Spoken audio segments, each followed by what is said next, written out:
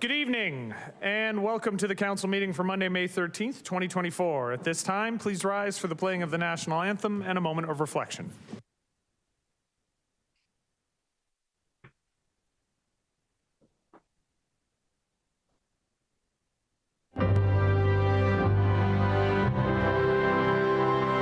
Oh, Canada.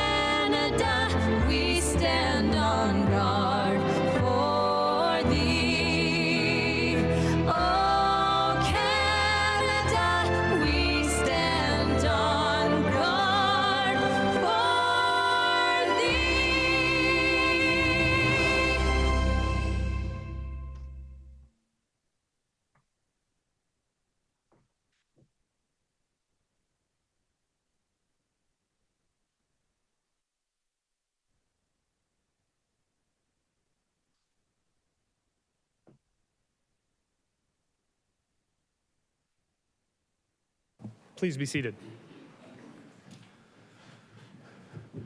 At this time, I would like to ask Councillor McPherson to read the land acknowledgement. The land on which Council meets today is the traditional territory of the Haudenosaunee and Anishbek peoples, many of whom continue to live and work here today. This territory is covered by the Upper Canada Treaties and is within the land protected by the Dish with One Spoon Wampum Agreement. Today, this gathering place is home to many Indigenous peoples made up of First Nation, Inuit, and Métis. The Dish with One Spoon Wampum Agreement should remind us of our responsibility to ensure the Dish, the territories on which we live and work, is never empty, and that we take care of the land and its inhabitants in a way that ensures its future sustainability. Thank you, Councillor McPherson. This evening, we will be starting things a little bit differently. It is one of, I know, Council's favorite days of the year. It is time for our annual Athlete and Sportsperson of the Year Award. So I will come down to the dais and we can get started.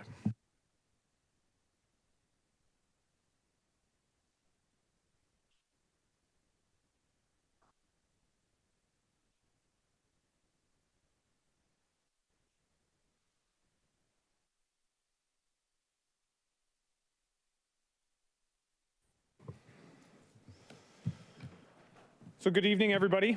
I am honored to present our annual Athlete and Sportsperson of the Year Awards. I'd like to start today by thanking the Athlete and Sportsperson Selection Committee members for their dedication to recognizing community members for their contributions to local sport.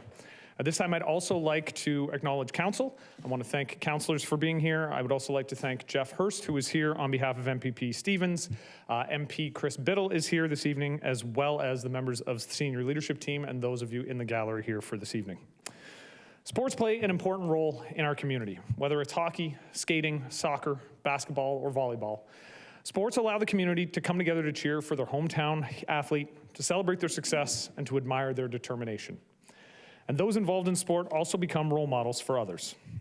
Tonight's recipients of the Athlete of the Year and the Sportsperson of the Year awards have contributed significantly to sports in our community. And at this time, I'd like to call upon Patrick Little to begin our presentations.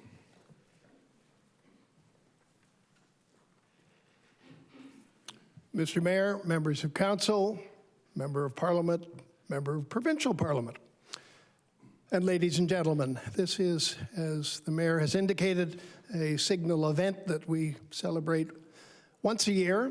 It is a movable feast, I must admit. Here we are in May, and we have had it as early as January, but it reflects on the achievements of people who have contributed to sports, both by their participation and by their active involvement in it in the year 2023. This is the 56th iteration of the presentation of the sports awards. It initially started as a result of a discussion between the then sports editor of the St. Catharines Standard, Jack Gatecliff, and a local sportsman who his name, in fact, has been enshrined as the person who is the name for the St. Catharines Hall of Fame, David Howes. They initiated this. It was part and parcel of an awards event that was involved with Niagara Junior Football and has evolved over the years, and we are delighted to have the honor to be able to present to council, to present to those people who are in the council chamber, and as well to those watching at home. You may be here for other purposes, but we certainly think that this is a purpose that is well worth celebrating. And I am delighted to indicate that while the mayor stole most of my lines, there's an applause line there. And if not, a quiet snicker. But in any event, I'd like to call upon Bill Poitras. Bill has for many years covered the sports scene in the city of St. Catharines and the Niagara region, and is now involved with BP Sports. It happens to be Bill Poitras Sports, but it's also Bernie Pachalski Sports. So there they are, shamelessly advertising for their program. But Bill, ask you to come and make a presentation, please. Thank you, Patrick. I'm glad you said Bernie's name, or I would have never heard the end of that. So, the Sportsperson Award is generally given to someone who helped organize a major sporting event in St. Catharines, was a coach or executive of a sports team that succeeded at a provincial or a national level. In years where neither of those things occur, the committee looks to a person who has made a long-standing contribution to sports in the city. This year, Pat Sullivan fits that award absolutely perfectly. Pat's contributions to the game of basketball go above and beyond. 19 zone championships, 17 SASA championships, 10 trips to OFSA, the All-Ontarios with St. Francis, countless other awards, and I'm sure, Pat, countless nights away from the family, countless nights in gyms, countless nights on the road, but he did it all because he loves basketball and he loves helping. When Pat was given the award, one of the things he told my colleague Bernie Pachalski in the story was, and I quote, "With this award, I want it to be because I had an impact and not because of a track record or something like that."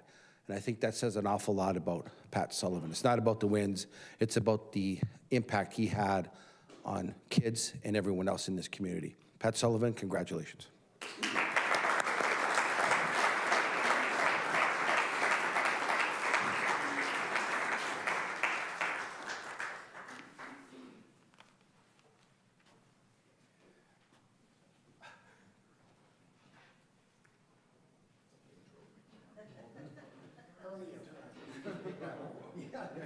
That's the keeper.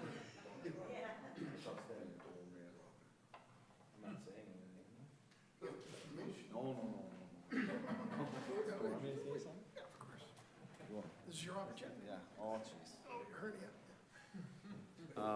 No idea I was going to speak, so I'll just keep it very brief. I just want to thank the committee.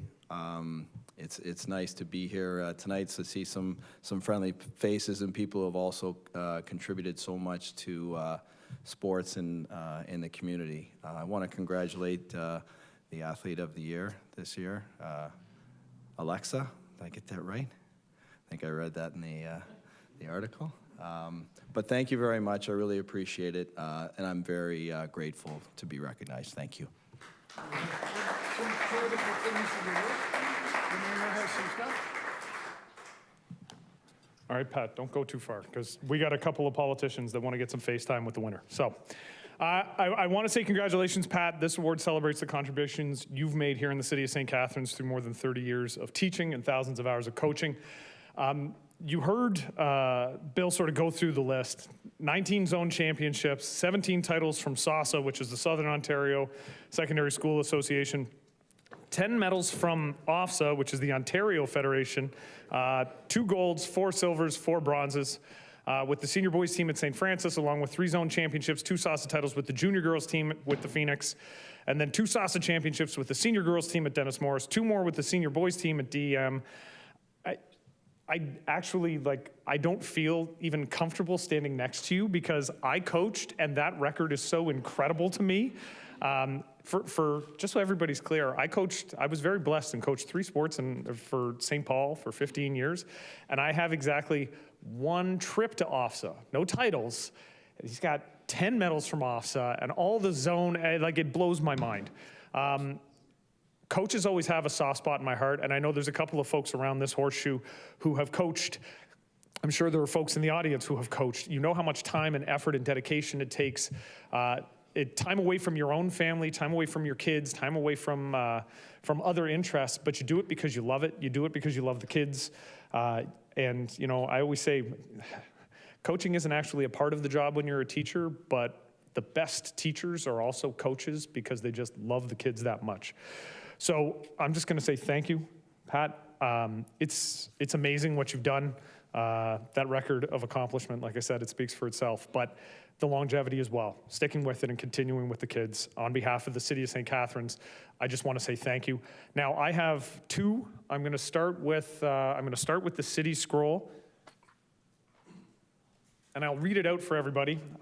Congratulations from Mayor Matt Cisco, Council, and the citizens of St. Catharines, presented to Pat Sullivan. The Mayor and Council of the City of St. Catharines take great pride in the presentation of this certificate, given in recognition of your selection as the 2023 St. Catharines Sportsperson of the Year. Your selection as the Sportsperson of the Year reflects not only your exceptional talent, but also your relentless pursuit of excellence in coaching. Through your hard work and commitment, you have inspired countless young athletes to strive for greatness and reach their full potential on the field. Your impact on the community extends far beyond the realm of sports as you serve as a role model and mentor to the next generation of athletes. So on behalf of City Council, Pat, congratulations. Perfect. All right, there you go. I'm not done. I wasn't kidding, I got a lot. Now, the second one is on behalf of the Regional Municipality of Niagara. Regional Chair Jim Bradley was not able to be here this evening, which I know actually probably breaks his heart because this is one of his favorite events. But he also had a certificate. The Niagara Region Certificate of Recognition presented to Pat Sullivan, St. Catharines Sportsperson of the Year. I would like to take this opportunity to convey to you my personal congratulations on being awarded the 2024 St. Catharines Sportsperson of the Year. Over the past 30 years, you have led your students to 19 Zone 17 Southern Ontario Secondary School Association Championships, 10 Ontario Federation of Secondary School Association medals, 3 Zone Championships, 2 SASA Championships, 2 SASA titles. These accomplishments speak clearly to your effective coaching and clear passion for the success of your students. Your achievements through coaching, convening, and mentoring our youth and building of community are to be commended and for which you can be justifiably proud. Your receipt of the St. Catharines Sportsperson of the Year Award is a most appropriate way of providing recognition of your achievements in building sports for our youth. I join with your family, friends, and community in celebrating your accomplishments today. Signed, Jim Bradley, Chair of the Niagara Region.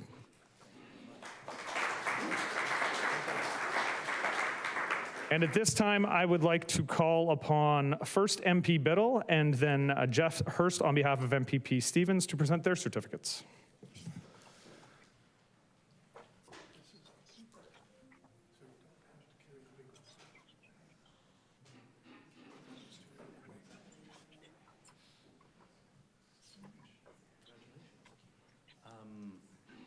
I'll forego reading my scroll to everyone, to the applause of everyone, and just say congratulations and thank you so much.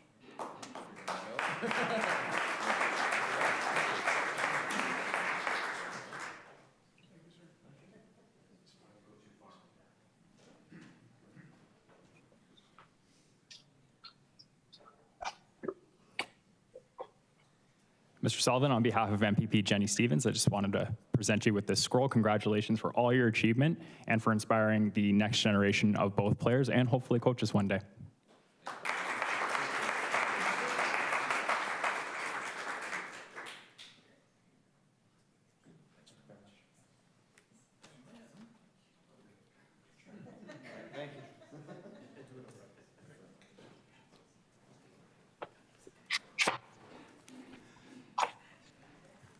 Thank you. Now I'd like to call upon Bernd Frank.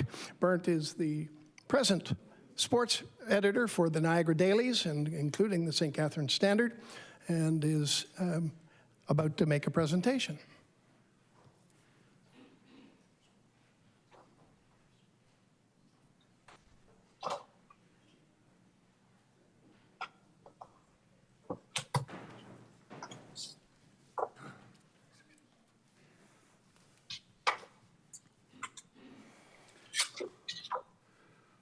When I sat down to string together a few words of introduction that would come close to doing justice to the well-deserving winner of the St. Catharines Athlete of the Year Award for 2023, I kept coming back to something W.C. Fields, the legendary comedian, is famous for saying.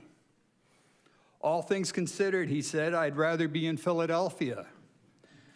I don't really know how Alexa Vasco feels about the city of brotherly love, but it goes without saying that, given the choice, she wouldn't want to be anywhere else than where she is tonight in St. Paul, Minnesota.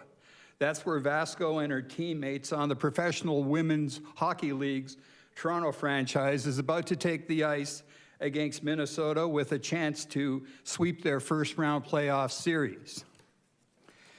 Now, just let that sink in. Imagine that, a professional hockey team from Toronto playing a game other than golf at this time of year. On January 1st, Alexa played in the league's first ever regular season game in Toronto, but she began playing pro hockey long before that. She was part of a group of trailblazers who promoted the game in the Professional Women's Hockey Players Association with Team Sonnet last year. Alexa, long distance congratulations. All things considered, there's no one else we would have chosen to be St. Catharines Athlete of the Year.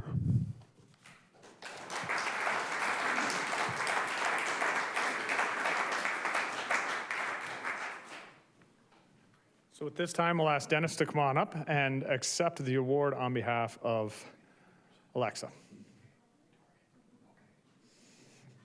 Oh, we're bringing the whole family. Wonderful.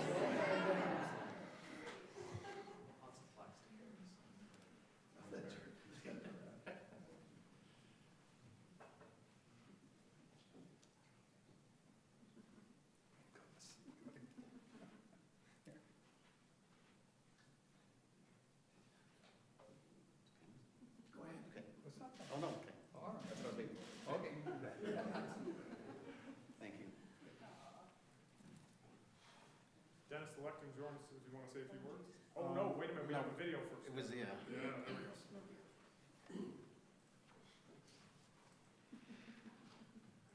go. Hey everyone. First off, I apologize I couldn't make it home to accept this award. We're currently in Minnesota getting ready for Game 3 of the playoffs. That being said, it's an absolute honor to be the recipient of the St. Catharines Athlete of the Year for 2023. It goes without saying that this wouldn't be possible alone. Thank you to my friends, past and current teammates and coaches, my sister, and most importantly, my parents. They instilled in me from day one that no dream was ever too big to set my sights on and accomplish. They also provided me with the opportunities to try every single sport here in St. Catharines, and thankfully, hockey was the one that stuck. It truly does take a village, and I'm forever grateful to be a part of the St. Catharines community. Thanks again.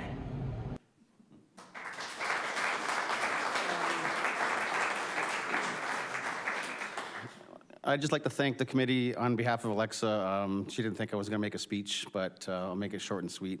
Thanks for considering her. Thanks for nominating her. She has worked her butt off to get where she is. A lot of sacrifices. And our whole family, myself, my wife Dana, my daughter Olivia, grandparents, uncles, aunts, nieces, nephews, cousins are so proud of her and can't wait to see them hopefully bring home the first ever PWHL title to Toronto. Thanks.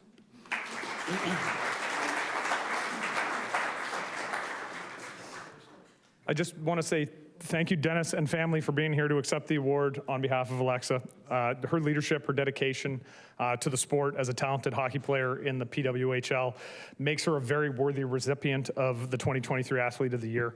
I will say, as mayor of the city of St. Catharines, I'm proud that Alexa calls this her home. She really has made a name for herself in the hockey community, and she continues to impress fans near and far with her success.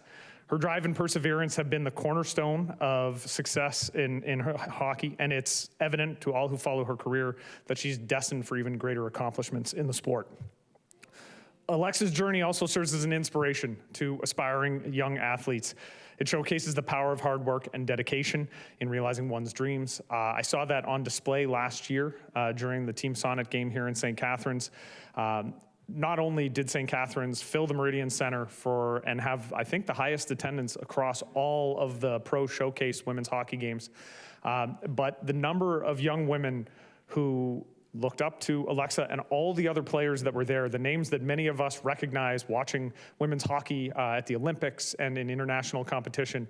It was inspiring to hear them, to see them, the excitement in their faces and the recognition that as the game grows and professional women's hockey becomes a bigger and bigger thing in our community and in our society, that there are opportunities that are opening up for them. So we anticipate witnessing the continued impact that Ms. Vasco will undoubtedly make in the hockey landscape, as has already been joked. We're looking forward to that, including the first hockey championship coming home to Toronto in, how many decades? Six decades? 1967. There you go. So Canada turned 100. So, and so on behalf of City Council, and I appreciate that MP Biddle didn't read the scroll. It means there's more time for me to continue reading the scrolls. Congratulations from Mayor Matt Cisco, Council, and the citizens of St. Catharines presented to Alexa Vasco. The City of St. Catharines Mayor and Council are pleased to present you with this certificate in honor of being named the 2023 Athlete of the Year. This certificate recognizes your outstanding accomplishments, dedication, and hard work in hockey. Your journey in the Professional Women's Hockey League is a testament to your unwavering determination, resilience, and passion for the game. Your impact reaches far beyond the rink, leaving a lasting impression on all those who have had the privilege of witnessing your talent and dedication in action. And on behalf of City Council, I would like to present this to you today.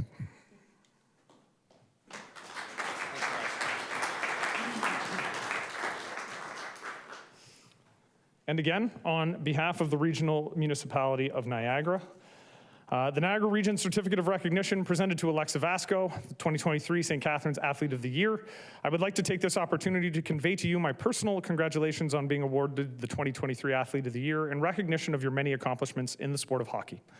As one who has accumulated many successes in hockey, contributing to U18 Team Canada both nationally and internationally as an assistant captain, the development team U22 series, the national women's team camp, and your involvement and recent recruitment with Toronto's professional women's hockey team, you have amassed an impressive record of achievements. It is most appropriate that you are being selected as the 2023 St. Catharines Athlete of the Year. I join with your friends, family, and community in celebrating your accomplishments today. Signed, Jim Bradley, Chair of the Niagara Region.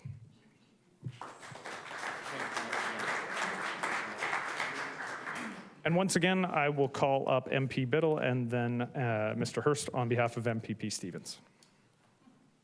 I'll repeat it and not read my scroll, but I'll do something a little different since all the Leafs jokes have been told and everyone's gone through Alexa's accomplishments. Thank you to the parents, Alexa's parents. I'm sure there are a lot of miles traveled on the car, a lot of arenas, doing it out of love. And the big thing tonight is, A, the nerves to get up here and speak in front of everyone, but then the nerves of knowing that there's a hockey game shortly thereafter to go home and cheer. So thank you so much, and congratulations to Alexa. So thank you so much.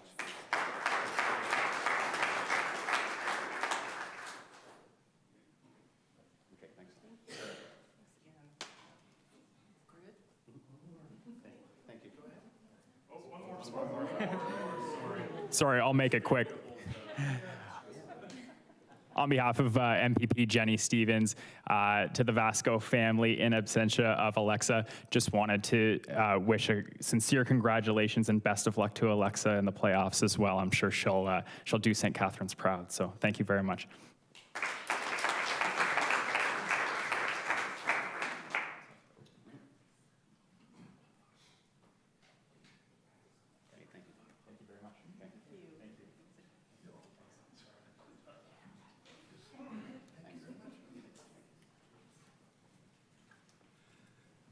Mr. Mayor, members of council, thank you so much for the opportunity to showcase those people who have contributed to sports in St. Catharines as participants, as mentors, as supervisors, as organizers, all those people who we celebrate today, and look forward to seeing you for the 57th presentation in 2024. Five. Thank you.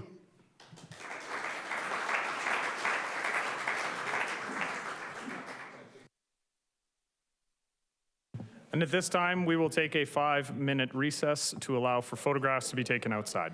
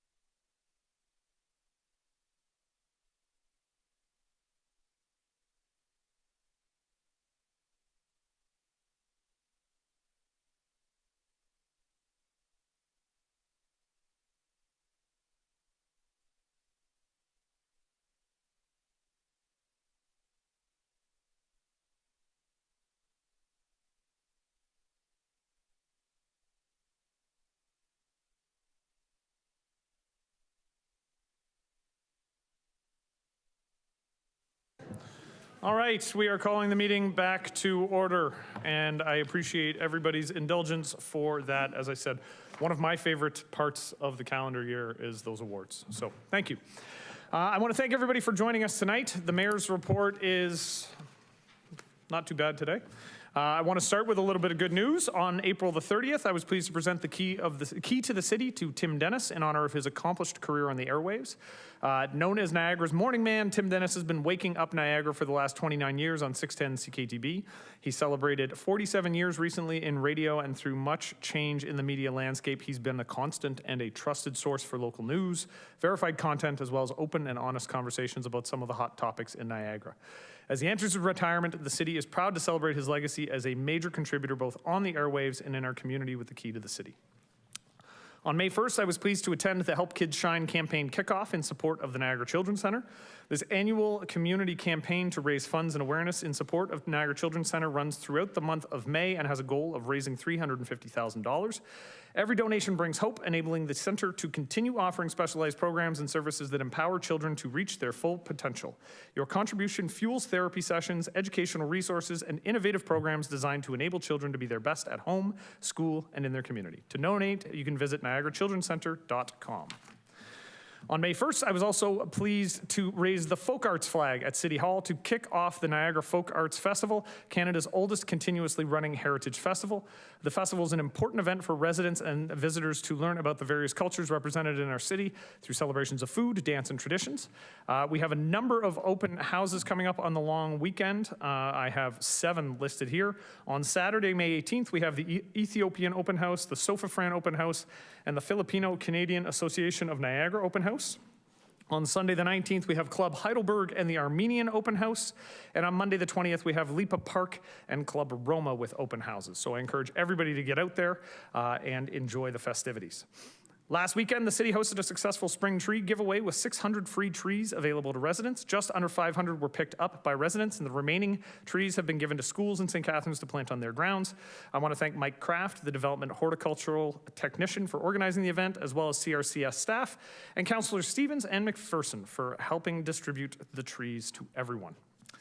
Earlier this month, I was thrilled to join the Tepperman family at the grand opening of their newest store here in St. Catharines, 399 Louth Street. It is their 7th Tepperman's location, and we're proud to have Canada's largest independent home furnishing store set up shop right here in St. Catharines. And I also want to give congratulations to Mr. Jet Lee and the partners of Shutterlux on the opening of their newest showroom location in St. Catharines. Located at 195 St. Paul West, Shutterlux specializes in delivering top quality shutters, blinds, and curtains, and even higher quality customer service. Thank you, Shutterlux. Some upcoming events. The May long weekend typically signifies the unofficial start to the summer, and there are plenty of activities happening throughout the city of St. Catharines. The Lakeside Park Carousel is opening Saturday, May 18th for its 103rd season. The Friends of the Carousel, who are celebrating 25 years of volunteering with the city and caring for the carousel and do an amazing job at it, will be hosting the first ride of the season and sponsoring rides all day.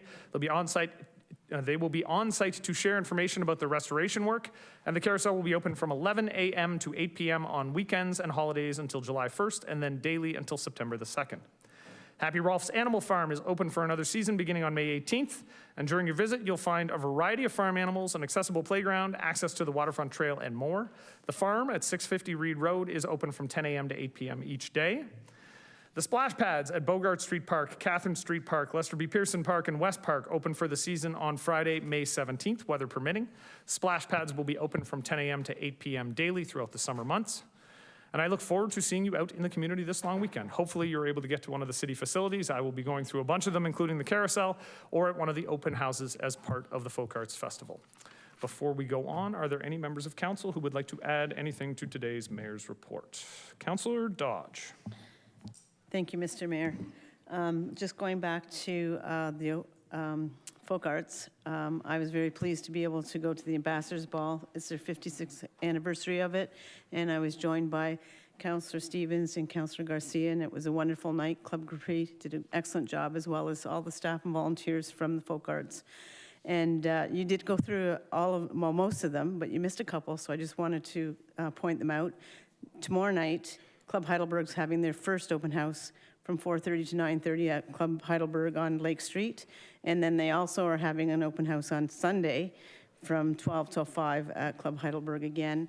And then I don't know if you said the Filipino one, and that's also on Sunday. I don't know whether you had said that.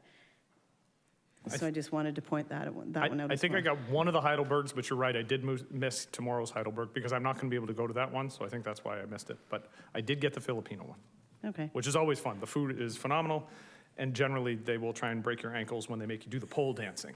That's true. Out of curiosity, at the Ambassador Ball, did you have to do any of the dances? I did not have to dance. I congratulate you on managing to avoid the dancing. Thank you. All right, I will go to Councillor McPherson, and then I will have Councillor Kushner, and then Councillor Stevens. Thank you, Mr. Mayor. I wanted to offer congratulations to the St. Catharines Downtown Association for being recognized at the 2024 Ontario BIA Association Conference that was just held in Mississauga for their outstanding work.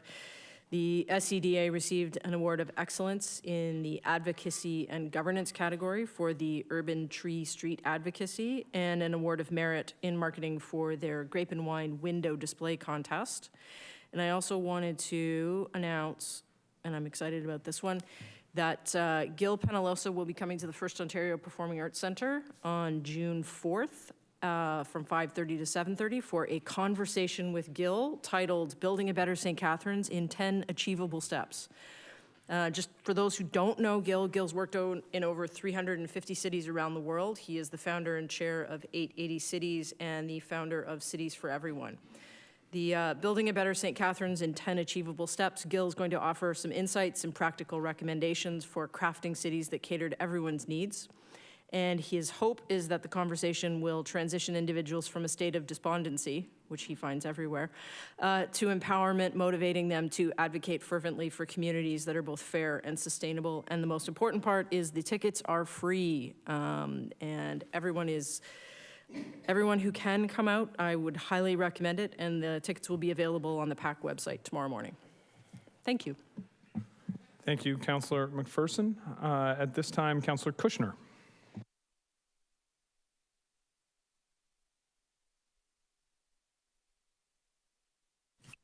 Thank you, Mr. Mayor. I hope you can hear me. I've been cutting in and out tonight. No, we can hear you. But on Saturday, I attended an art auction. Okay, I attended an art auction, which was a fundraising event at Rodman Hall and was hosted by the Niagara Artist Center and the Rodman Art Institute of Niagara. The event was sold out, and many of the pieces of art were sold much higher than their estimated value. So I'd like to congratulate both groups for the fundraising. And also it was a privilege for the event to be held at the what is now called the Rodman Boutique Hotel, which is an outstanding transformation of the building into its original stature. So thanks to everybody and congratulations to both groups. I consider the arts community in the city to be one of the most entrepreneurial groups in the city. Thank you. Thank you, Councillor Kushner, and I will second your enthusiasm for Rodman Hall. It really has been beautifully renovated. Councillor Stevens. Thank you, Mr. Mayor. I just also remind that you forgot you were there, community living May 1st. Flag raising followed by a reception down at their facilities. And also on May 6th, there was the mental health flag raising here at City Hall. Councillor McPherson represented you as well, so that was nice.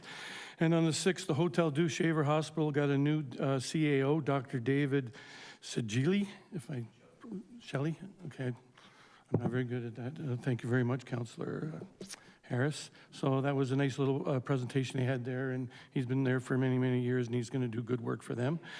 On the 8th, I did McHappy Day at Welland Avenue. It was pretty good. It was nice. A lot of people come down. The proceeds go to the Ronald McDonald House, and they were selling some McDonald's swag, so I got you a Mayor McCheese pin.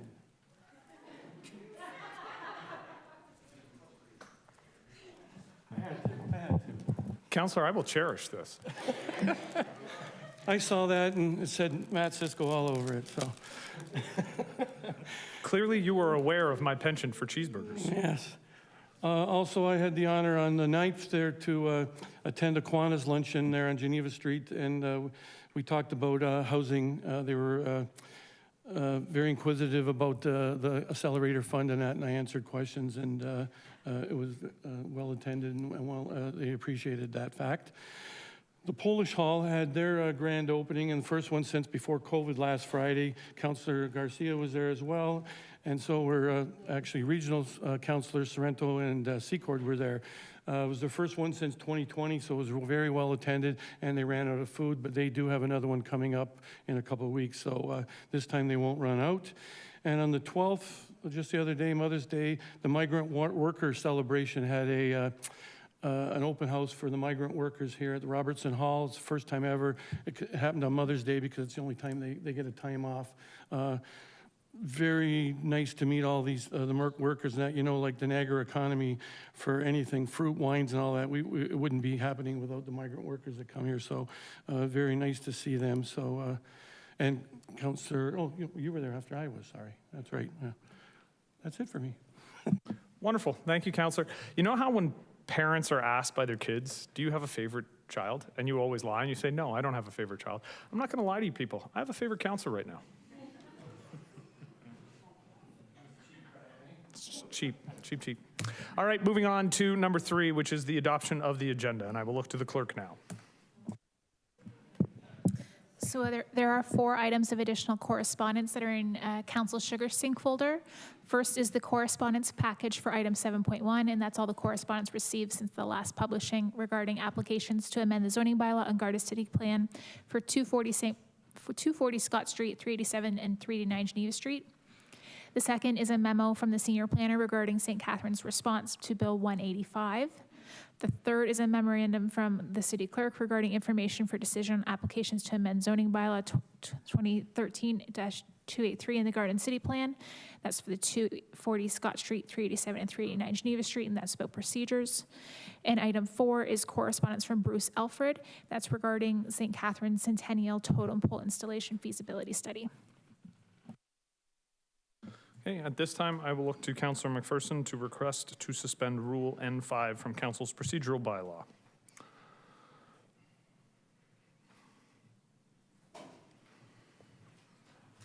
I request. So, making the request to permit members of council who missed part of or all of the public meeting to vote on the motion related to the application. Thank you. Okay, so do we have a seconder for that motion? Councillor Harris. As a reminder, this is non-debatable, so at this time we're asking for a suspension of the rules. I'll look to the clerk. Councillor Garcia. Could you clarify what we're voting on? I'm sorry. So our procedural bylaw states that members who missed a planning meeting are not able to vote. However, the rule was brought in at a time when YouTube was not readily available and people weren't able to log in to be able to pay attention to meetings. And so the request is that we waive the procedural rules to allow myself specifically and Councillor Miller, if he is able to log in, and he is trying to log in, to vote on the matter this evening. So I will look to the clerk, or Councillor Williamson. Thank you. Having been on this council for a long time and sat through long meetings where we were told we were not allowed to leave the meeting, and I understood it was because it was provincially mandated as a planning matter. I wonder if the clerk could clarify that. Before the clerk jumps in, I will only say, Councillor Williamson, I was under the same impression until about 6 months ago. So through the chair, this is something that's in council's procedure bylaw, but not within the Planning Act, and the Director of Planning has confirmed that as well. And I will note that there is a request currently coming forward later this evening to change the procedural bylaw to update it. And then, sorry, there's another member council that was here last week that's not here tonight. Are they going to be in on the call too, or? Councillor Townsend is on the call. And Councillor Miller, as I said, he did not realize when he booked time away. So if he's able to get on, he will. Councillor Dodge, a question? Yes. If we'd known about this for 6 months, why are we only bringing it to council tonight to debate before we have a... We're not debating. Well, okay, so voting on it then for tonight, why did we not do this prior to this evening? Great question. Okay, folks, this isn't a a conversation. If there's going to be outbursts from, and that's any speaking or clapping or anything like that, I will ask to have the chamber cleared. Okay, this meeting is being streamed on YouTube, so we're able to do that. There can't be any outbursts. Okay, there's no clapping, there's no conversation, there's no questions from the audience. Folks, if I can hear the conversation, that will be enough. Okay, at the last meeting, there were a lot of comments that were made. I could hear them watching the live stream. It's not appropriate, and I'm saying right now that if that continues, we will clear the chamber. Thank you. And then one added, if we were going to vote on this tonight, why did we not have previous notification that this was coming up as a change in our thing tonight? 2 minutes ago. Because that was when the request was made. Anybody who had reached out to me over the course of the week, I had said I was hoping that council would be willing to waive the rules because the procedural bylaw does need to change. I should point out, by the way, Councillor Harris did raise this a little while back, and we didn't make the change at the time. So, with that, I will look to the clerk to call the roll. Councillor McPherson? Yes. Councillor Harris? Yes. Councillor Ratzlaff? Yes. Councillor Phillips? Yes. Councillor Stevens? Yes. Councillor Townsend? Yes. Councillor Williamson? No. Councillor Dodge? No. Councillor Garcia? No. Councillor Kushner? Yes. Councillor Lindell? Yes. And Mayor Cisco. Yes. And that's carried.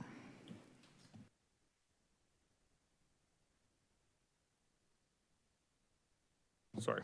Can I have a motion to adopt the agenda as amended? Councillor Harris, Councillor Stevens, all those in favor? Opposed? Aye. That is carried. Can I have a motion to adopt the minutes of April 29th? Councillor Phillips, Councillor McPherson, all those in favor? Opposed? That's carried. Are there any declarations of pecuniary interest?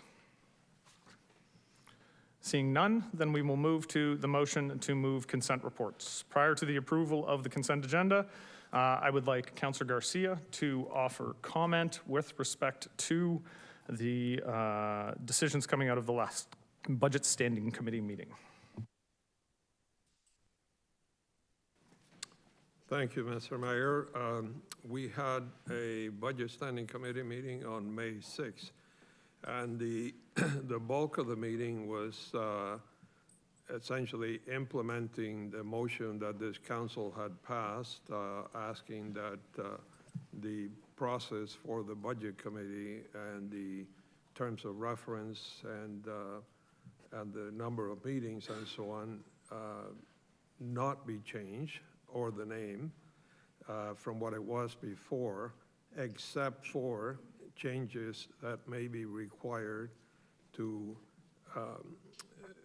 adapt or ensure that we meet the mayor, a strong mayor powers act.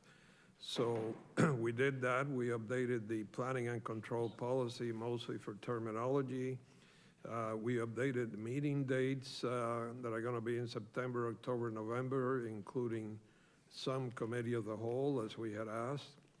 And please note for council and for anyone watching that the target is back to having what will now be the 2025 budget re-adopted, and staff uses the term re-adopt because we have the multi-year meetings or planning budget. So we have already a 25 budget, but it has to be re-adopted in case there are any changes. So we are going to re-adopt that before year end, as opposed to this year, which the mayor, strong mayor powers were new. So we ended up with you presenting and us approving the budget actually in the new year. So you will now be you're presenting the budget before then, before the end of the year. In November 6th, I believe, is the date, and that will be followed by potential amendments like before. The terms of reference were just amended again to meet the terminology in the strong mayor power. We also approved a policy for the Community and Priority Fund policy, and this is the for the Community and Priority Fund. And this is a fund, again, for anyone watching and the rest of council that may not be familiar, that is new this year. There has been some confusion. Some people seem to think that we were approving this today. This was approved as part of the 2024 budget back in January, I guess, when we approved it. What we are approving tonight, based on the minutes from the Budget Committee meeting on May 6th, is the policy that staff recommended as to how the funds will be distributed. And the staff did a great job proposing the policy. There was only one change that the committee made, which was a requirement that a group not be eligible if they have received other funds from the city. And a couple of members of the Budget Committee made some very solid arguments as to why that could cause problems, so we amended the policy to eliminate that. So other than that, the policy is there, and staff have committed to bringing back quarterly reports, since this is a totally new thing for us, showing how the process is working and who's getting funding and so on, as well as we're going to have, the CAO said he would consider this a pilot project this year. So at the end of the year, we will have a review of the policy. And finally, just to emphasize for anybody watching and the rest of council that the objective here is to be able to support community groups and volunteers that otherwise would not have the funding or any revenue to do some of the projects that they do. And as I always say, volunteers are the backbone of our community, so it's so important that we support them. Thank you, Mr. Mayor. Thank you, Councilor Garcia. Before we get to the consent agenda, I know Councilor McPherson did want to just briefly comment on one piece with respect to 7.2. Thank you, Mr. Mayor. 7.2 is regarding the memorandum of understanding between the City of St. Catharines and the downtown, St. Catharines Downtown Association. I just wanted to comment that in March, I had moved a motion directing staff to work with the St. Catharines Downtown Association to explore the development of a memorandum of understanding between the city and the SCDA to define the relationship, the responsibilities and expectations in relation to the improvement, beautification, maintenance, and promotion of the downtown, and to recognize the joint commitment to maintain a successful and vibrant downtown. And based on my experience working with the SCDA and through my training with the Ontario BIA Association, I wanted to say thank you to staff for making this MOU happen. I want to thank the DTA because the MOU will help better clarify the roles and responsibilities in the areas of opportunity for both the city and the BIA. Thank you. Thank you, Councillor. At this time, can I have a mover for the consent agenda? Councillor Harris. And I will look to the clerk to read the list of consent reports and then call the recorded vote. Today's consent agenda includes item 7.1 from CRCS regarding the St. Catharines Centennial Totem Pole Installation Feasibility Study. Item 7.2 from Economic Development and Tourism Services, St. Catharines Downtown Association Memorandum of Understanding. Item 7.3 from Municipal Works, a single source procurement for the arms change management support. Item 7.4, Financial Management Services, the Budget Standing Committee cover report. And item 7.5, Legal and Clerk Services, Council correspondence. Councillor Harris. Yes. Councillor Kushner. Yes. Councillor Garcia. Yes. Councillor Lindell. Yes. Councillor Dodge. Yes. Councillor McPherson. Yes. Councillor Williamson. Yes. Councillor Phillips. Yes. Councillor Townsend. Yes. Councillor Ratzlaff. Yes. Councillor Stevens. Yes. And Mayor Cisco. Yes. And that's carried. Right. Item number 8 is public meetings, but there are none, so we move to item number 9. Discussion reports on item 9.1, the Planning and Building Services, Planning Act, Public Meeting Recommendation Report with respect to 240 Scott Street, 387 and 389 Geneva Street. At the meeting of April 29th, 2024, Council held and closed the public meeting and deferred consideration of the report recommendation to May 13th, 2024. That's this evening. The recommendation was previously tabled by Councilors McPherson and Harris, and the recommendation is now on the floor. Now, the procedural bylaw does state that if you've already spoken during a public meeting, you can't speak again. However, that's at the discretion of the chair. And given that council was willing to waive the procedural rule to allow me to participate in the debate, I'm also going to be at the discretion of the chair, making sure that everybody has an opportunity to speak again this evening, so that if people have comments that they want to make and they did speak at the first meeting, they are able to do so again this evening. So with that, and just after I turn off voting mode, I will open the floor to anybody who wishes to comment. Councilor Ratzlaff. Thank you, Chair. Yeah, I didn't get to speak at the last meeting, and so it feels a little bit strange to have had a little bit of time to reflect on some of the things that were said. But I also went on a bike ride and passed through Fairview Park and saw the old Y building there, and it's neglected. And I remembered that there's a group of smart volunteers who are advocating to find a way to revive that site.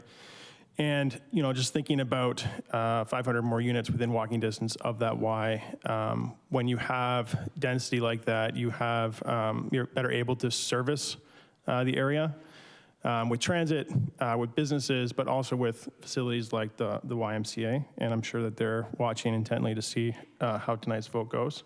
I just wanted to say one thing about the housing crisis. I think it's on the top of mind of a lot of people, the question, how do we make homes more affordable? And there are two primary answers to how do we make homes that people can afford. The first relates to affordable housing. And so this is the vast majority of affordable housing built in our community is built by the government or a partnership between the government and the not-for-profit sector. So we've seen that across the board, or we've seen that in St. Catharines in a number of different areas. Bethlehem Housing on Church Street, that's one of them. But this type of housing hasn't been built for a long time, or enough of it anyways. And if we're going to be able to build more affordable, supportive housing, we're going to need help from the province and the federal government with capital costs. As a city, we've made a start at doing some of this. We've created a municipal development corporation. We've also partnered with the region on city property that can be developed for affordable and supportive housing. And so that's the first piece of the puzzle that I think is missing. We need more affordable housing, and we need the federal and provincial government and municipalities to work together to make that deeply affordable, rent geared to income housing possible. The other piece of the housing crisis is supply. And the supply, like affordable housing is a little bit more difficult because it requires politicians to designate money to make those builds, whereas supply is sometimes easier to make happen, but not always. We have been addicted to a certain type of supply in St. Catharines that's suburban sprawl. And so this is expensive. Building units like this is expensive. It takes a lot of resources, and you don't get a lot of bang for your buck, and it gobbles up farmland, right? You don't get a lot of units. And as a result, in St. Catharines, we're missing units that we could have had. So I've spent a lot of time working with residents who live in the apartment buildings in and around 240 Lake Street, or 240 Scott Street, sorry.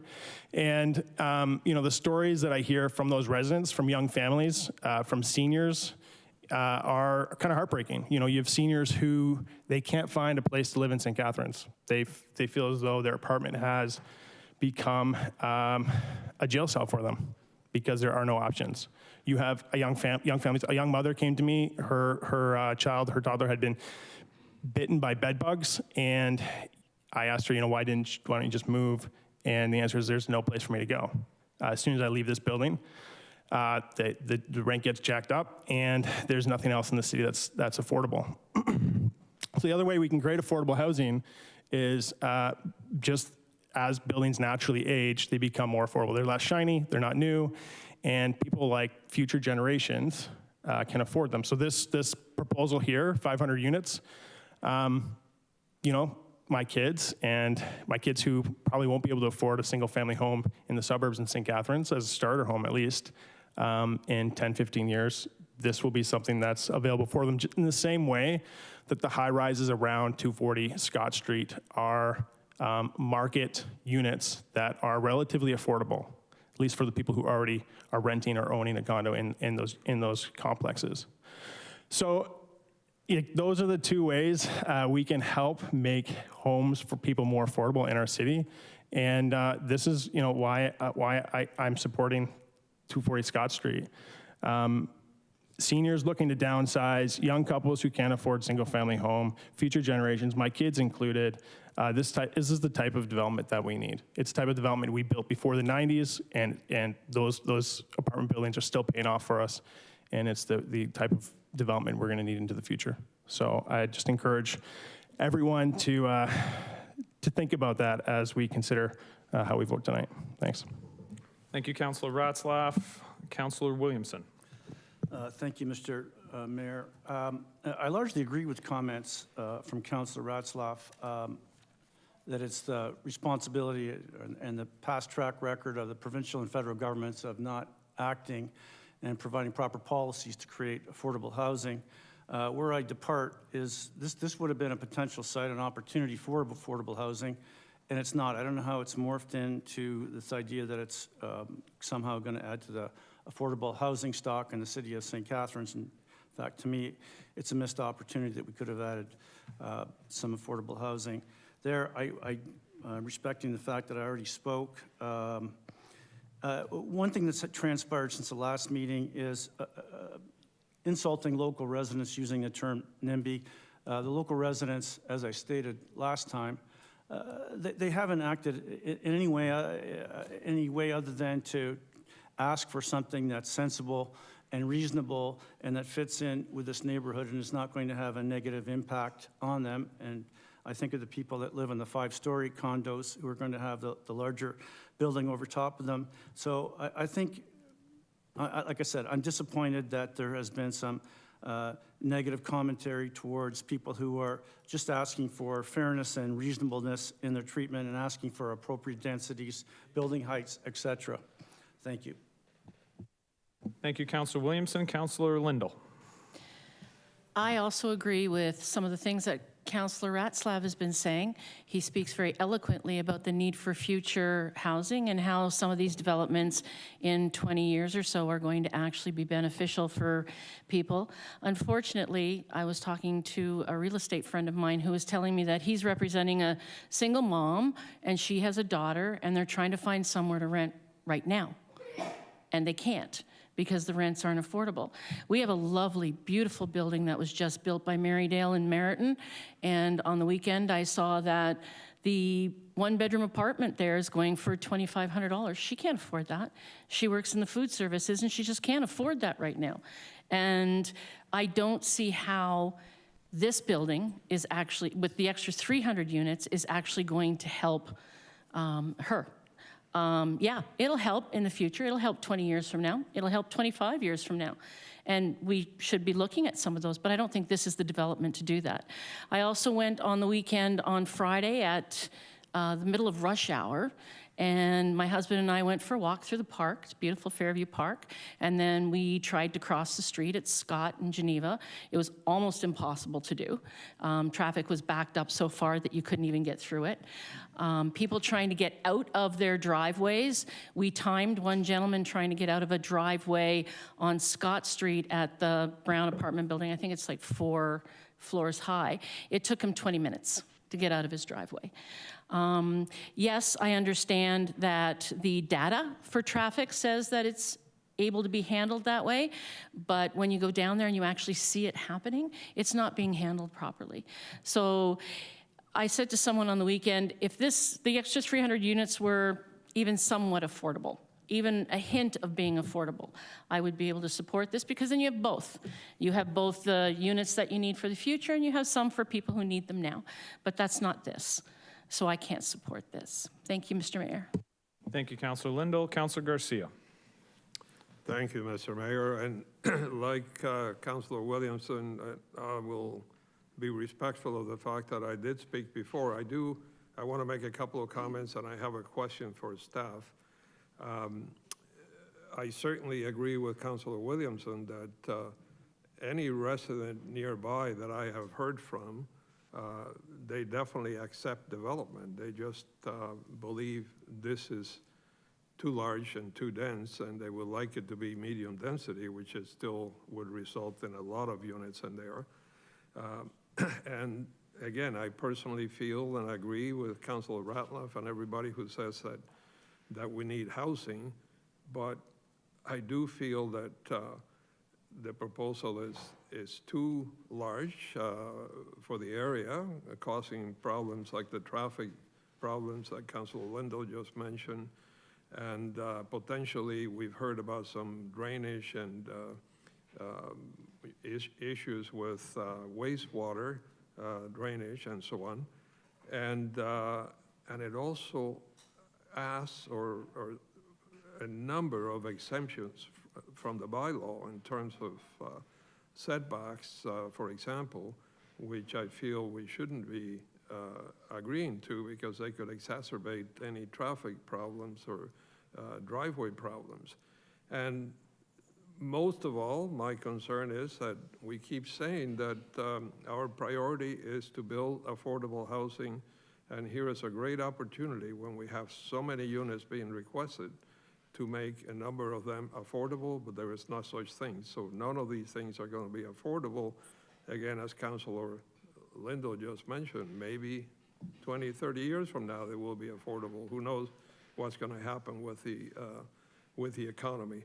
So certainly, from the residents that I have heard that are near the area, they are all universally opposed to this. We did hear from other residents, but I'm not sure that any of them live in the area, or some of them may actually not live here, and everybody's entitled to comment, of course. So because of all those, I have a lot of concerns. I just wanted to ask through you, either to Director Kite or Scott Ritchie, about timelines. If Councilor were to approve this project as it is, how soon can we reasonably expect that they would build something, and how much time do they have really to build something? Through the mayor to the councillor, should council approve the development this evening, the next step would be for the applicants to submit a site plan application and proceed with that to approval. And at that point, they can get a building permit. So the timing would be completely dependent on how the applicant moves through those processes. Thank you. And if they get to the building permit stage, if you can refresh our memory again, how long does a building permit last, and how long do they have to execute that building permit? Right. So through the mayor to the councillor, once a building permit is issued, the applicants have a year to start construction. If the applicants do not start construction within that year, then the chief building official is in a position to revoke that permit. Okay, thank you very much.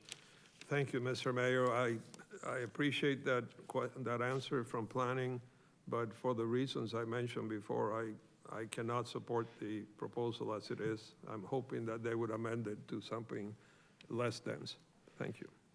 Thank you, Councilor Garcia. Councilor Townsend. Thank you, Chair. Similar to other councilors, I certainly understand the need for more housing. We're in a housing crisis. In speaking with many of the residents, they're reasonable people who want to see a reasonable development on this site. And as I stated in the last meeting, I'm going to be siding with the residents who I've spoken to and who I've promised to only support something that they see as a reasonable development. So for those reasons, I will not be supporting as is tonight. Thank you. Thank you, Councilor Townsend. Councilor Stevens. Thank you, Mr. Mayor, to allow me to speak again. There's been a lot of talk here lately, and one of the things I have a problem with is the word affordable. And we've talked about it before, affordable to you, me, it's a different meaning. So that's not a term that's used correctly when we talk about housing here. I don't know what the word is, but it's not affordable. That's not the word. Because what's affordable to me or you or to the guy that just won the lottery are totally different. So that word is not a word that I like to hear all the time here because it doesn't work.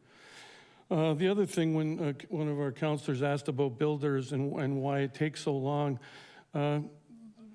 interest rates have a big impact on this. So interest rates are huge now, and developers, and we have property all over this city, and the red tape caused by us has held up these guys, and they should have been building years ago, but now the interest rates are too high, they can't afford to build. And that's problem. Some of that problem is here in council. I've been watching council for the last 10 years, and we like to vote no on everything. This council is not progressive. We wouldn't be in this situation if we had allowed properties to be built years ago. We wouldn't have a housing crisis as bad because some of these empty lots and brownfields will be built. But we have a lot of people that want to vote no all the time on building stuff. So part of the problem is this council, our previous council. So now's the time to say enough's enough and start building and help the residents. And like we all know, supply and demand. When there's a big supply out there, the prices go down on everything, housing, rents, and as well. So now is the time to pull the trigger and start building things that will help. Nothing's going to help immediately, like Councilor Lindell said, but we have to start, and the time to start is now, because if we push this as a no, when are we ever going to start? When are we ever going to have attainable / affordable housing in the city? And so we really need to move ahead. Thank you, Councillor Stevens. Councillor McPherson. Thank you, Mr. Mayor, for the opportunity to speak again, and I'll be very brief. I started reading a book called Our Crumbling Foundation, and it's about the housing crisis. And I watched a video today, an interview with the gentleman who wrote the book, Gregor Craigie. And the one thing that struck me is affordable housing is that which is built by the government. Attainable, that is how we get affordable housing. So we cannot, and nor is it the job of a private developer to create affordable housing units. That is the role of the government. The other component, and the other thing is, with regards to what my ward mate said, increasing the housing stock actually drives down rents. That's the reality of it. If we go to Tokyo, which was the example in the book, Tokyo, one of the biggest, busiest cities in the world, has incredibly low rents because they never stopped building. They never stopped building new units. They have continued for decades and decades. So you can live in Tokyo for very little because they kept building. And that's the way the market works. We've committed to building housing and approving as much housing as possible. Change is difficult. I mean, I live downtown. I see the downtown changing, but what I see more importantly is I see it changing for the good. There's more people who are wanting to live downtown. There's more opportunity for people to live downtown. We can't predict what the rents are. That's not our job. Our job that we have committed to in pledges to the federal government and the provincial government is to approve housing units. And this development, while it is difficult for change, it is one that is absolutely necessary. Thank you. Thank you, Councillor McPherson. Councillor Phillips. Thank you, Mr. Mayor. First of all, I kind of take offense to what Councillor Stevens said about former councils as far as delaying construction. If my memory serves correct, the former Niagara Health Services site, we approved a site plan for there. Across the street at the former Gord's place, there's supposed to be a 30-story tower that we approved there. There's a 36-story tower supposed to be going up at the corner of St. Paul and Ontario Street. We approved that one. There's other, the regional housing complex on Church Street. We approved that, and it did get built. So I don't think it's us that's delaying things. It's the market. So I take offense to the fact that someone says that this council is delaying construction. We're just waiting for construction to start. Next, to to Director Cathay, As far as the site plan coming, when it comes to us, like I read an email, or I saw an email today that was very, very good, very detailed, and it indicated that this person didn't see sidewalks entering off of the site onto Scott Street or onto Geneva Street. I looked at it, I couldn't see it either.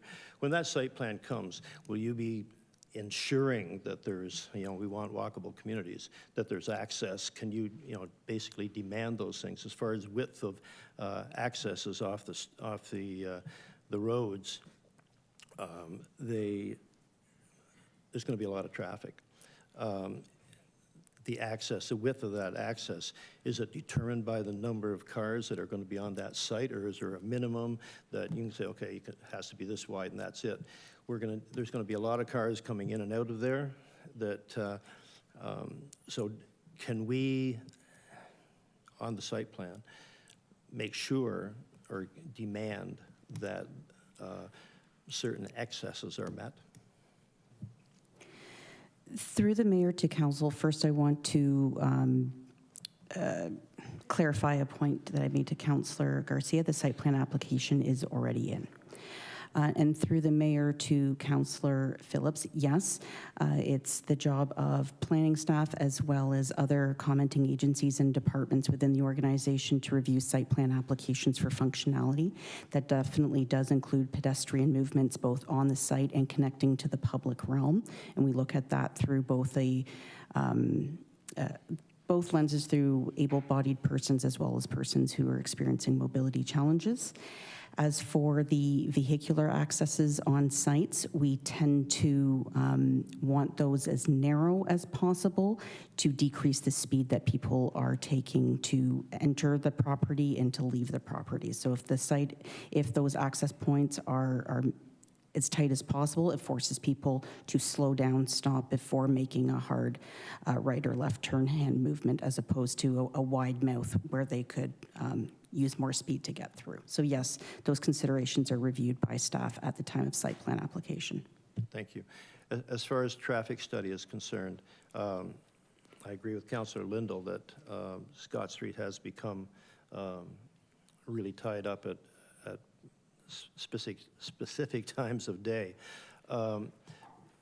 Is there any way that our traffic department sees in alleviating that in any way? Is there anything that we can do with Scott Street? And we're not going to take bike lanes away. Through you, Mr. Mayor, to the councillor, staff have reviewed the traffic impact study that was provided. We've also gone back to look at the traffic counts, I believe all the way back to 2009. The volume of traffic in that intersection has not changed drastically in the last 15 years. It's remained fairly consistent. And the roads are designed to carry certain volumes of traffic, and the volumes of traffic that were counted on the roads are well below the volumes of traffic that the roads can accommodate. Okay, and lastly to Mr.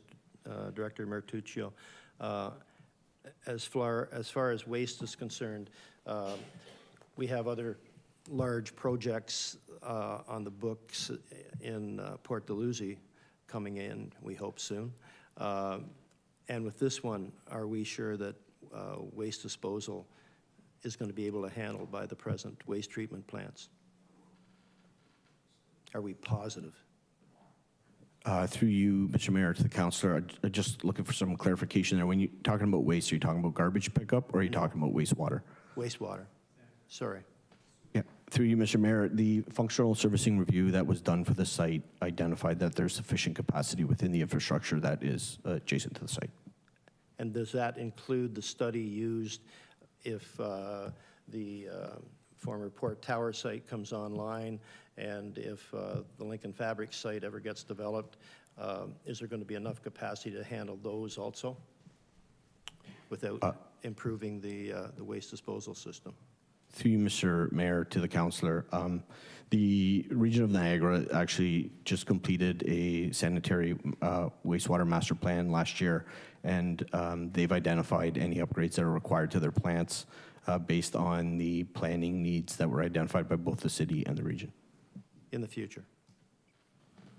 based on the information that they had of the day. But yes, we are fairly confident that they have accommodated for the growth that we're expecting. Thank you. Thank you, Councillor Phillips. Are there any other councillors who wish to speak?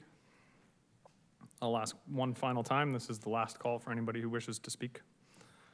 All right, seeing none, I will provide a few comments and then we will vote. I do appreciate the conversation that was had around the horseshoe this evening and the conversation that was had during the public meeting at the last meeting. I did have opportunity to listen to the whole thing. Unfortunately, I was in customs with my children when the planning meeting started, so I wasn't able to log in, and I apologize for that. But I did listen to the entire meeting and in fact went back and listened to it a second time. The comment was made very early on this evening that talking about the responsibility of the federal government and the province. And I would actually agree wholeheartedly that in the past, the federal government and the province have not been there when it comes to housing. It's been a deficit of both levels of government for the last, well, depending on who you talk to, 30 to 40 years, with the demise of co-op housing in the 90s and the continuance of bad policies since then. With that said, I think the federal and the provincial government have stepped up over the last 12 months. And I think we have seen that stepping up through the support that they have provided at the provincial level with the Building Faster Fund and the monies that we received for that, and at the federal level through the Housing Accelerator Fund. I would also point out that our MP, Chris Biddle, who, as all members of council know, sent through correspondence today endorsing this development and imploring council to vote in favor of this development, has been a very loud champion and advocate, especially now in his role as the Parliamentary Secretary for Housing. And I appreciate his support in that. In his letter, he talks about the continuum of housing. And I feel like that's something that I want to touch on very briefly, because a lot of people have talked about affordability and lack of housing and whether people will be able to afford these units. And I can speak to this from a certain viewpoint as I sit on the board of Niagara Regional Housing. Before I go any further, I will point out that there is actually affordable housing being built right across the street at 320 Geneva because of steps the government took. And I appreciate Councillor McPherson raising government as a part of affordable housing, because that's the simple reality in Canada in 2024. Affordable housing is built by government, and affordable housing will continue to be built by government. But the point is, there will be affordable housing in the area. The continuum of housing, though, talks about the need for more housing across the board, not just what's deemed affordable or attainable, but missing middle, and medium density and high density, and some low density still, townhouses and single family homes and condo buildings and purpose-built rental. All of it is required. And it's required because, and I'll give you a little bit of insight into where Niagara Regional Housing is right now. The last 2 years, Niagara Regional Housing's budget has come in with very minimal increases, tiny, in fact, on the order of 1 or 2% budget increases, when the rest of municipal governments across Southern Ontario and across the country, frankly, are experiencing significantly higher tax increases. But Niagara Regional Housing keeps coming in at 1 or 2%. And the comment was made during the last budget cycle, well, that's fantastic. Like, what's Niagara Regional Housing doing that's so great? The reason why their budget is so close and their revenues are so high is because they operate rent-geared to income units. And those rent-geared to income units take 30% of a person's income, and that's what they put towards the units. But the families that have been in there for so long that they're now making enough income to pay market rents. And so that's increased revenue to Niagara Regional Housing. In units that should be going to people that require heavy levels of subsidization, there's nowhere for people in NRH units to move out to. They have to stay in the units they're in. And that's because there is a distinct lack of supply across the housing continuum. That's not to say that if this building is built, the folks in NRH units will move into that building. But someone will move into that building, and there's a very high likelihood that they will vacate another property somewhere in the city. Maybe it's a little bit of an older house. And maybe the folks in NRH won't even move into that house, but someone else will move into that house, and they'll vacate another property. That's the continuum of housing. So when we build housing of any type in 2024, we are making the system more affordable for everybody. It really does come down to something as simple as supply and demand. There is no supply. We have a vacancy rate in this community right now of somewhere on the order of 0.1%. That's essentially zero. There's nowhere for people to go. Now I will finish simply by saying that at the last meeting, I heard at least one presenter, maybe two, talk about how we don't have a mandate for this. I will say bluntly, we most definitely have a mandate for this. In the last election, I ran a campaign where my #1 signature proposal was to build 15,000 housing units in the city of St. Catharines and keep the development to high density on arterial roads on parking lots. That is quite literally this development. This is the poster child for the last election campaign that I ran.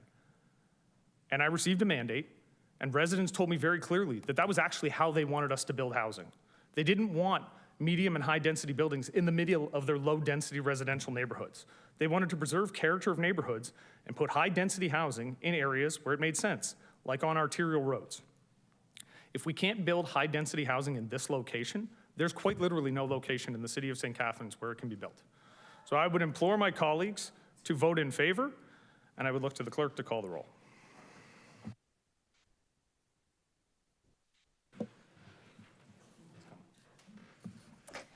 Councillor McPherson.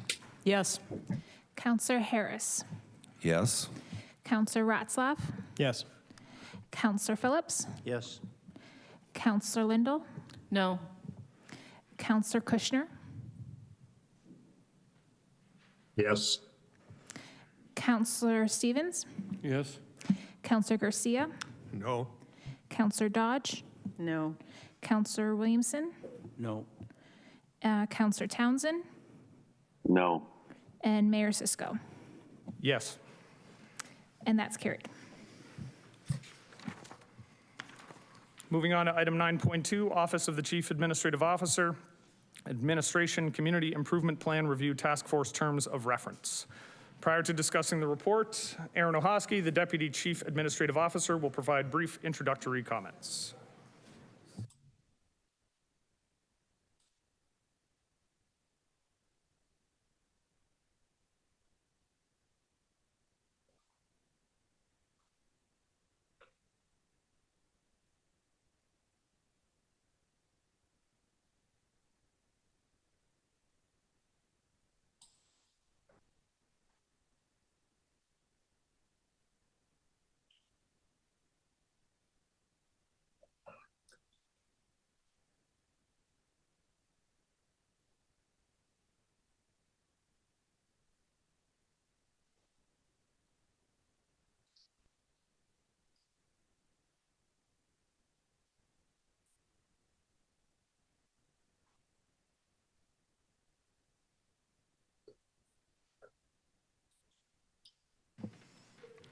I guess the Community Improvement Plan Review Task Force Terms of Reference aren't as exciting as I thought they were. Deputy CAO. Thank you, Mr. Mayor. So this report is in front of council. Just wanted to identify, it was another initiative that you identified as a priority within your strategic plan, had a lot of green sticky dots on it and reconfirmed when the strategic plan was approved in November of last year. So this is the first and top initiative under your strategic plan under the economic prosperity pillar. You will notice a lot of similarities to report, I think it's CAO 58 that you considered last year. The terms of reference are based on council's discussion during that meeting, as well as interviews with all members of council that were conducted shortly beforehand. The results of those interviews are available as Appendix 1, and really reinforcing a number of key themes. The first is the direction from council at that time was a strong focus on affordable housing and brownfield development. So you'll notice that is highlighted within the terms of reference quite highly. Some other elements we heard were alignment with strategic plan goals. So some of the comments from councilors are the priorities when the 2020 version was approved, still the priorities of today. That has been built in to the terms of reference, as well as a overview of financing of CIP programs, because that came up in a lot of councilor interviews, as well as alignment with regional CIP programs. So that has been built into the terms of reference as well. Per council's feedback, this is an advisory body. The recommendations will inform Council's ultimate decision on potential changes to the CIP. Once, if and when those changes are approved by council, the balance of 2025 would be spent on making sure the amendment is developed according to legislation, as well as the technical implementation of that. The composition that is suggested in the terms of reference is a carryover from also the report that was prepared last year, and was based on some feedback from members of council that there be a manageable number of participants in the task force, that there be less, that was defined as less than quorum, and an odd number, so it wouldn't result any potential split votes wherever possible, as well as representation from wards that have the highest concentration of priority and intensification areas in the city. The map of priority areas and intensification areas are also included as Appendix 3 to this report. Those are my opening remarks. Please answer any questions. Okay, before we get too deep, can I have a mover and a seconder? Councillor Harris, Councillor Lindo. Okay. All right. Before we get into it, and I do have Councillor Harris already lined up to speak, but I just wanted to note, last week members of council were contacted to put their names forward to be appointed to the CIP review task force. One councillor from each of the wards with the highest concentration of priority and intensification areas have put their name forward. Two councillors have put their name forward from the remaining wards, councillors Stevens and Williamson. So we'll go to a ballot for those councillors in person. For those in person, you can select the councillor you wish to appoint. For the councillors on Zoom, please email Kristen Sullivan and Alexei Vrabchenyak. Did I say that right? Vrabchenyak. Senjak. I get it. I got 2.5 more years. So email Kristen and Orexi now with who you would like to appoint. Staff will then tally the results to prepare the motion for council's consideration.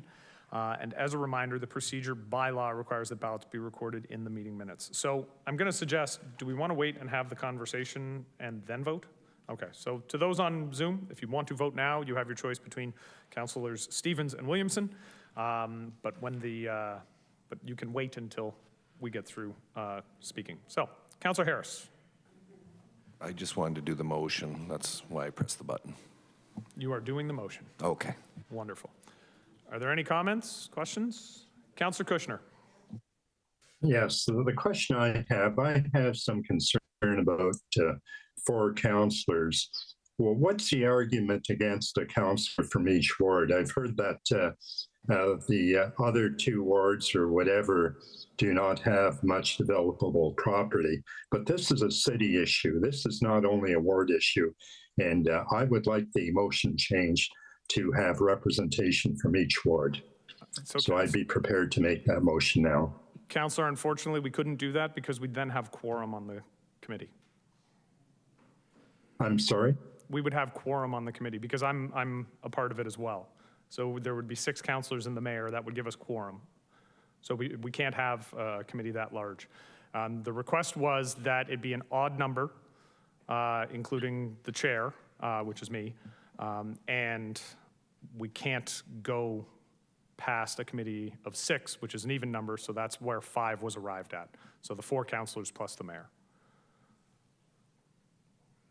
Okay, the second question I have for St. Andrews Ward, I see my name only, but I was under the impression that Councillor Harris was also interested. I'll turn it over to Councillor Harris, the other member of the A team, to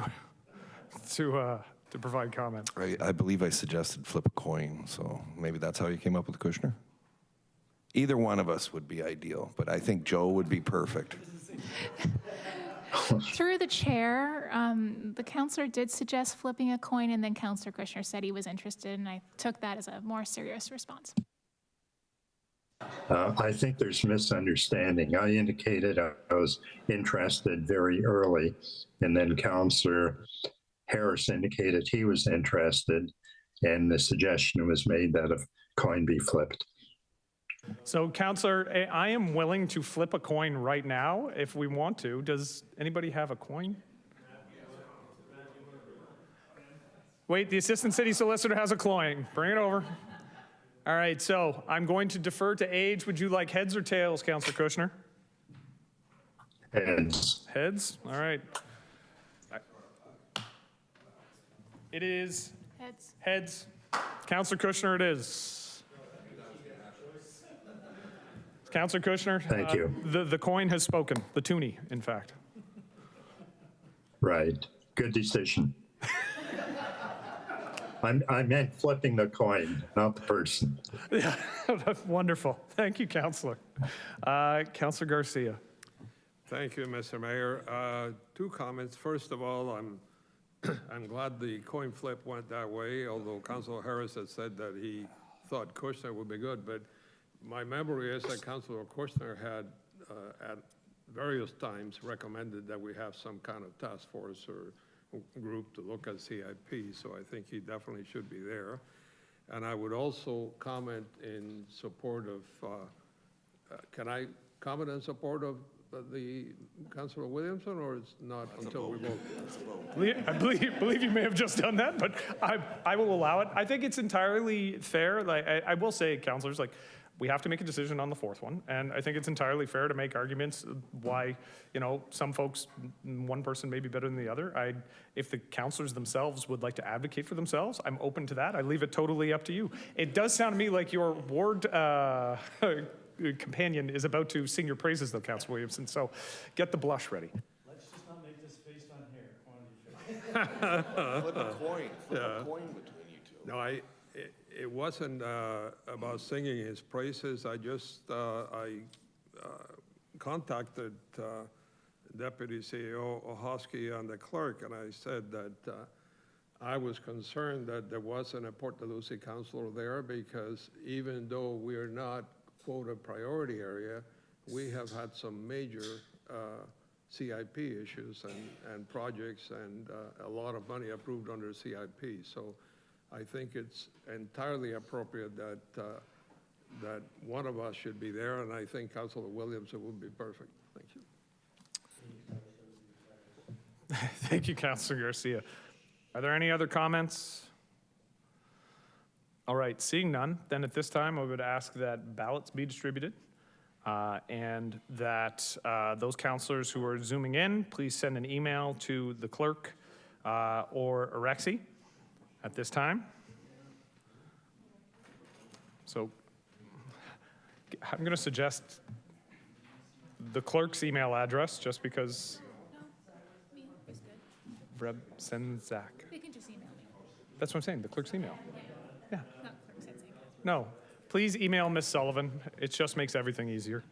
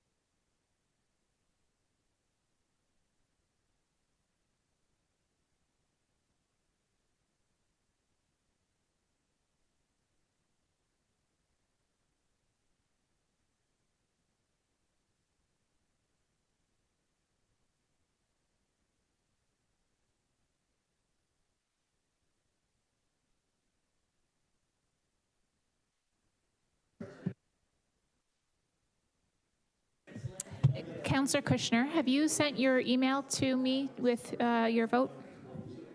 Yes, I have. Do you have it? Just received, thank you. Thank you.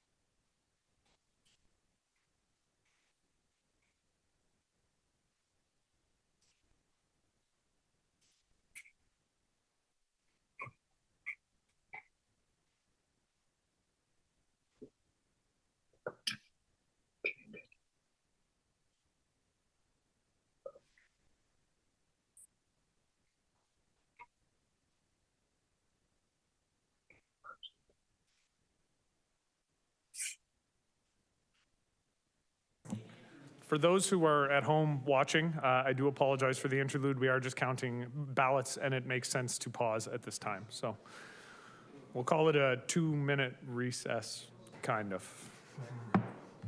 Go grab a donut. Or not.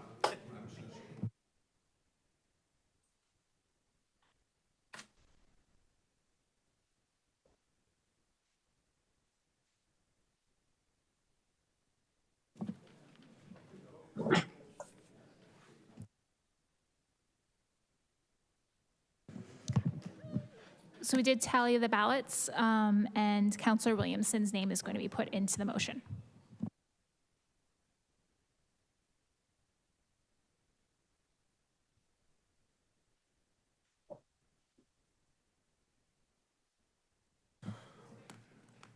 All right. Are we waiting for Councillor Lindell? She's grabbing a donut? Okay. All right, so we have a mover, which was Councillor Harris, and a seconder that was it Councillor Lindell? Okay. So at this point, I will look to the clerk to call the roll.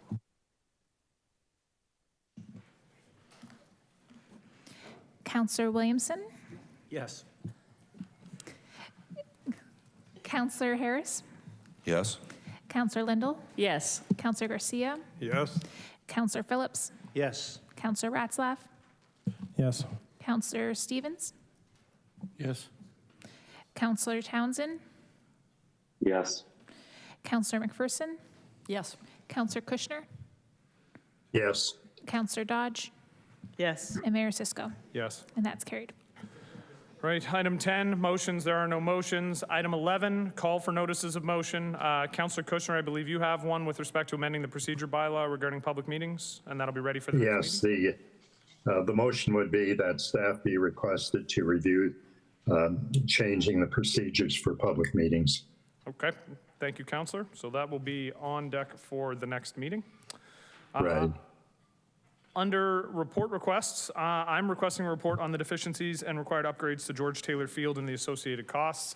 I did have a question just as to why. It should be noted, and those who maybe have been to George Taylor Field recently know there is a major deficiency, third base side and the left field. Water is not draining properly. We've lost a number of dates over the last couple of years. In situations where if the drainage was appropriate, we wouldn't have lost those bookings. There are also some opportunities that could be coming to St. Catharines over the next couple of years with respect to baseball. This is our premier facility. We want to make sure that it is able to accommodate. And as I said, we've lost a number of bookings, including, university games over the last couple of years where the university teams had to move to play games because of the issues. So we need to get that sorted. I've talked to Mr. Christie, so I would hope that council would be happy to approve that. And can I have a seconder for my report request? Councillor Phillips. All those in favor? Opposed? Aye. That's carried. Right in front of me, Councillor Lindell, I promise you, it was no disrespect. You are the biggest baseball fan, with the exception of me, around the horseshoe. I respect that. Oh, and it is a Meriton facility. Yeah, I know, I recognize that. It had more to do with Meriton plus baseball. All right, 13.1 is minutes to receive. The council receive and file the minutes of the advisory committees of council as presented. Can I have a mover and a seconder? Councillor Stevens, Councillor Garcia, all those in favor? Opposed? Carried. Closed session, I will look to the deputy clerk to read the reasons. The reason to go into closed session is item 1 is the office of the CAO. Options to safeguard the health and well-being of shelter residents, closed pursuant to Municipal Act Section 239-2F. Advice that is subject to solicitor-client privilege, including communications necessary for that purpose. And item 2 is from Community Recreation and Culture Services, Port Dalhousie Conservancy License Agreement for NS&T Trolley Shred. Closed session pursuant to Municipal Act Section 239-2C, a proposer pending acquisition or disposition of land by the municipality or local board, and 239-2K, a position, plan, procedure, criteria, or instruction to be applied to any negotiations carried on or to be carried on behalf of the municipality or local board. Did I just demote you by calling you the deputy clerk? Actually, it's in the script, so that's not on you. Okay, thank you. I just was going to point that out. Can I have a councillor to move and second the motion to go into close for the reasons? Councillor McPherson, Councillor Lindell, all those in favor? Opposed? Carried.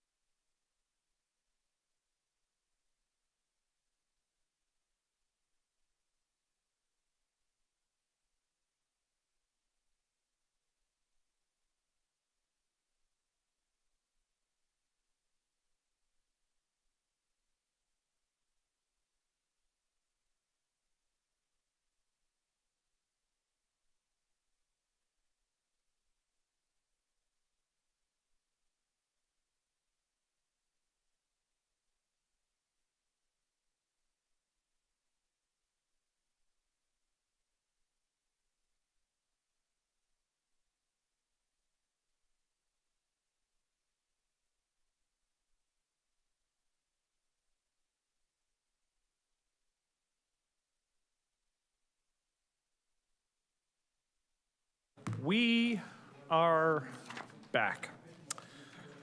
15.1, Office of the Chief Administrative Officer, options to safeguard the health and well-being of shelter residents. Moving the motion, I have Councillor Lindell. Seconding the motion, I have Councillor McPherson. That staff proceed as directed. I will look to the clerk to call the roll. Councillor Lindell. Yes. Councillor McPherson. Yes. Councillor Phillips. Yes.